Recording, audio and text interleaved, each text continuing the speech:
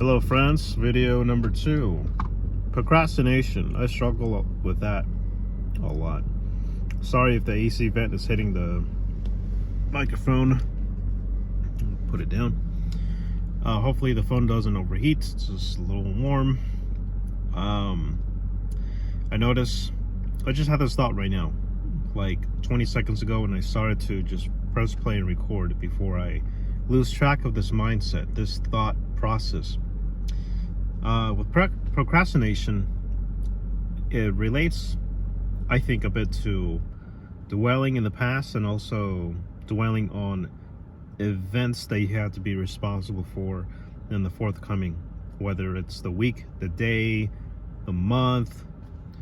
You see a bird's eye view of all your problems and all the things that you want to do, but your nervous system interprets it as like a huge responsibility, like a threat. And you start to kind of freeze up. That's what happens to me very frequently. And staying in bed is one of the worst things that you can do, because it becomes habitual. You need to train your mindset, your nervous system, to like just get up, have a drink of water, wash your face, wash your hands, just get up from the bed and tackle the priorities one at a time. And just because something is generally important, many of us with procrastination issues, we interpret it as a form of anxiety-inducing moment. It's important, but automatically that word itself, it can trigger the sensations of a nervous-related emotions when wanting to execute the to-do list. Give me a few seconds while I down my nitric oxide capsules. They work tremendously well for like brain fog and just more clarity. A lot of people have blood flow issues and they don't know it. And it also enhances the effect if you're kind of reliant on caffeine. Caffeine constricts so much of capillaries, your arteries. It constricts vessels. So with the nitric oxide opening it up, plus with the caffeine, oh my gosh, it's like a caffeine on steroid, basically. So you'll save money actually, instead of buying really strong coffee. No, you can enhance the effects of like cheaper coffees by using L-arginine or some type of nitric oxide supplement. I'll show you really quick before we get on topic. Before we get back on topic, so take a screenshot of this guy. It's from Energy Vol. It's a weird name. Take a screenshot, invert the image in your pictures and editing. So that's what it is. And here's the ingredients if you are curious. Yeah, so back to procrastination. It's all about getting momentum. You knock out the first thing and it becomes kind of thrilling. It becomes fun. And that type of procrastination and dwelling activity, it can really follow you into your sleep. So what I try to do is, I haven't perfected the system. I'm still learning. Still trying to discipline myself. Is to exhaust yourself with the best intentions. Great intentions. So see your to-do list, translate that, transcribe that as a form of excellence, an opportunity to exhaust yourself from great intentions. And probably you should even reward, now that I think of it, reward the word list, to-do list, as intentions of greatness. Because every single thing that you deem as important, it correlates that you want to fix a problem. You want to enhance your lifestyle. You want to enhance your emotional stability. So stop worrying about this. You knock it out and you feel better. So whatever app you use or yellow notepad that you use to jot down bullet points and tasks instead of writing it as to-do list, now that's kind of old school. It can trigger some people with like some form of anxiety or dwelling, and just write it as intentions of greatness.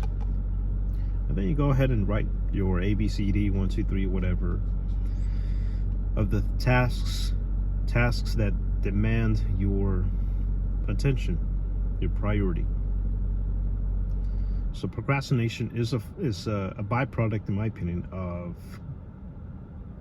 not disciplining some sensation of momentum or urgency. And when you delay it over and over and over and over again, you build up a sensation of guilt, sadness, and that can kind of become like depression. So procrastination is a dangerous snowball to depression, because you become so habitual with delaying actions. You become so habitual with delaying the breakdown of the day to cut it into pieces. I think that's what it is, really. So it's just about breaking it down one step at a time. I changed my oil, I logged in, I reset the password to my Instagram. What else did I do?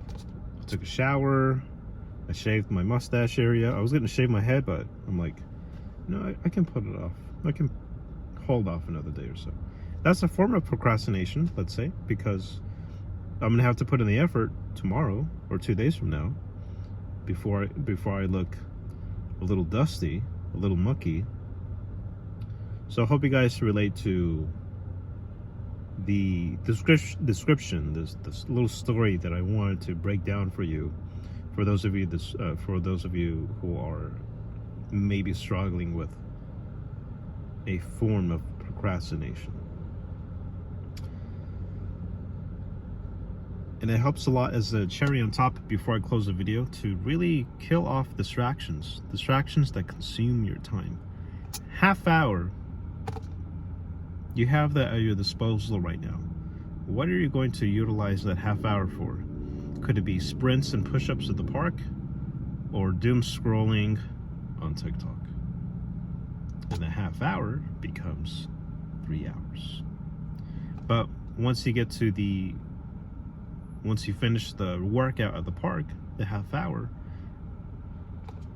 eventually it'll end, and that's going to supercharge your blood flow, your motivation, your energy, and you actually kind of hiccup your nervous system to do good things.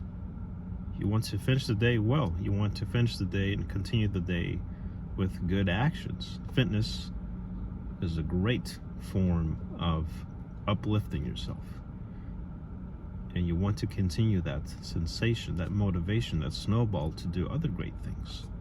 So how you start your day is often very, very heavily correlated on how you continue and end your day.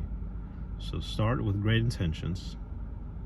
Rewrite that to-do list to intentions of greatness. Do it for yourself, so you can improve your self-confidence, your self-esteem, your patience, your willpower, your discipline. It starts with a single step. Retranslate everything that you know about urgency and importance. It's actually an intention of a greatness. You are here to solve problems that you've postponed, that you've lacked the confidence with.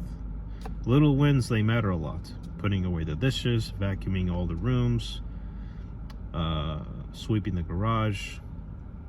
Cleanliness is a form of self-respect, and it's also a sensation, a form of love to the community that we reside in, hence aka the rest of the household. Because even slumpy, procrastinating, lazy people who don't like to clean, they prefer a clean environment. So you doing the action, it could ripple affect the rest of the house, for others to clean their own room, their own bathrooms. I'm at fault. I'm a pretty messy guy, but I think all of us deserve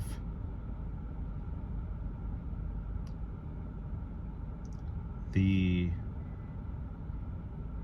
capacity to submit to our faults and do something about it.